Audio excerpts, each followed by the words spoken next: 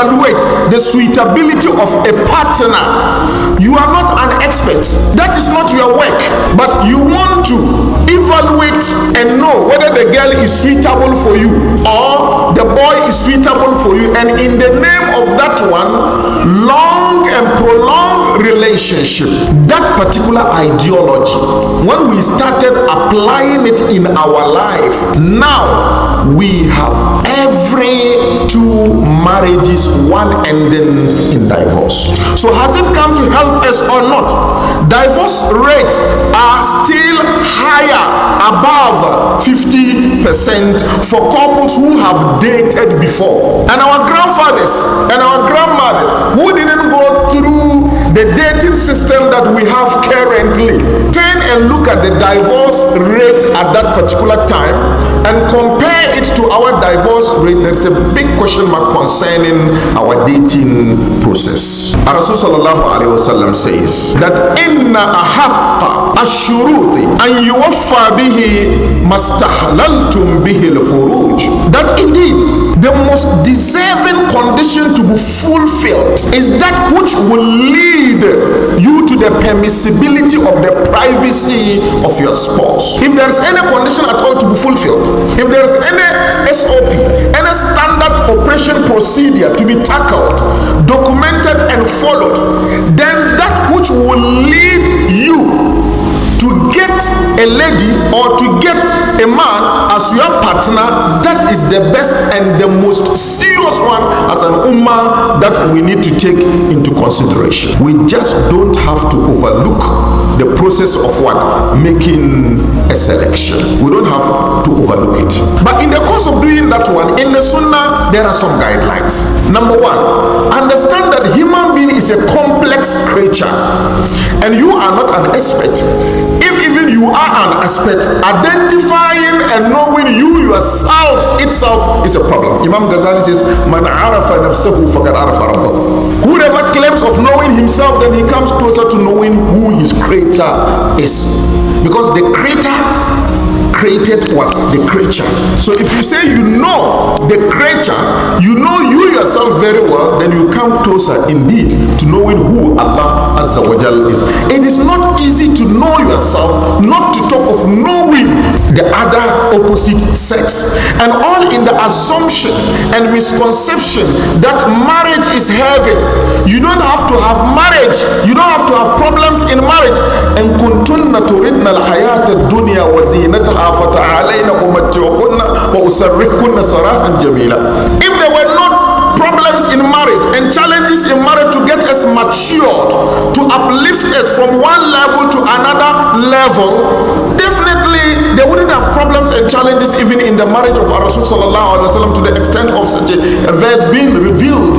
So you have to understand that we ourselves as human beings, لَقَدْ خَلَقْنَا الْإِنسَانَ فِي قَبَدٍ, Allah created us in difficulties, and as we swim in the difficulties, إِنَّ مَعَ الْعُسْرِ يُسْرًا, that difficulties will get us matured, and there can't be a day, an hour that there wouldn't be difficulty in our life. The Islamic perspective of life is like swimming.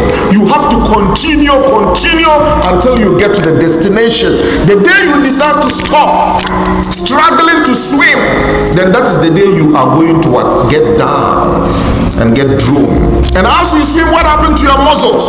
You develop them and develop them. There is no marriage without a problem. You are not going to marry an angel, no. But those problems should get you matured. It's to get you closer to Allah Azza wa Jal. It should get you forget about what? Challenges of this world and see Allah as the absolute controller of everything. But not to think that your absolute source of joy and happiness is coming from our happiness is a borrowed one. Litaskunu ilayha. Then Allah says, وَجَعَلَ بَيْنَكُمْ مَوَدَّةً لِتَسْكُنُوا. You will build the basis. You are the fa'il. You are the subject of that one. You are going to build the basis. But the one that will put the mawadda and rahmah is Allah Azza. It's a borrowed one from Allah Azza wa Jal. From Al-Wadud and Ar-Rahman. It's a borrowed one. Your wife should be like flowers at the corner of your hall. You stare at it, so beautiful. and then you pick it, kiss it, and put it down. But Allah is the controller of your heart. In courtship and in dating, number one, Rasul sallallahu alaihi wasallam gives a stern warning in response to what? The Quran. La taqrabu zina. Don't come closer to zina. There are certain things that actually has the potentiality of breaking your conscious mind and relegating it down to nothing. How possible can you see a minister or a professor or somebody in front of what? A lady undressing himself? Then you wonder where that person put his mind. Indeed, that is it. Had it not been because of the fact that Allah Azza wa Jal made him to get the Burhan, to see the Burhan, Prophet Yusuf alayhi salam would have also gotten tilted. He is the Prophet of Allah Azza wa Jal. He would have gotten tilted to what? Her inclination, and also would have designed her. But then, lawla an raha burhan rabbi. So when the magnetic temptation of the lady, the field engulfs you, your mind is totally crushed down, and you have no control at all. So better never go closer to that magnetic field. Don't go closer. Don't test yourself, because the prophets can't test themselves. So who are you to sit down with a lady in the name of courtship and dating and be chatting with her that nobody is closer to that place? So Rasulullah sallallahu alaihi wasallam warns his ummah, la yahluwanna rajulun bimra'atin. There shouldn't be a case that a male and a female should have a meeting in a private place. If it is even Jimsa meeting, you can't do that one. Never trust yourself. In the name of dating, in the name of courtship, never sit in a place that you have no control. She has no control of what? The privacy. Don't do that one. Number one, you should be matured and ready for the marriage. Not more than a year. If you will be ready in a year or after a year time, then keep dating in your mind. Forget about physical dating. When Satan tempts you, the mercy of Allah Azza wa Jal for us is that when you are tempted and you are pushed to a corner, Allah Azza wa Jal had made it difficult for you to just get up and convince a girl within 30 minutes to have an affair with her. If it's not a prostitute, and you are far beyond that one. The spiritual immunity that is within you is far beyond you going to contact a prostitute. So when you have a girlfriend or when you have a fiancée that you are not going to marry her within a year, then that is the first step towards what? Zina. Ensure that you are ready, and ensure that you are mature, and ensure that within a year you want to marry before you can start something like that. Most of the time, we don't let our mind make the selection, and we don't allow our soul to make the selection, and we don't allow our heart to make the selection. We don't go by that particular order and jump to let our heart make the selection, so our brain and our mind is shut down and we can't see properly.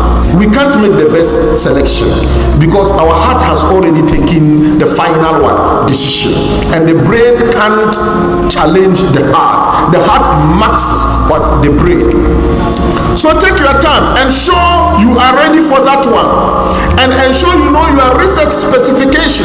Rasulullah sallallahu alaihi wasallam, the normal marriages that you people marry, I can say Rasulullah sallallahu alaihi wasallam had that one only one.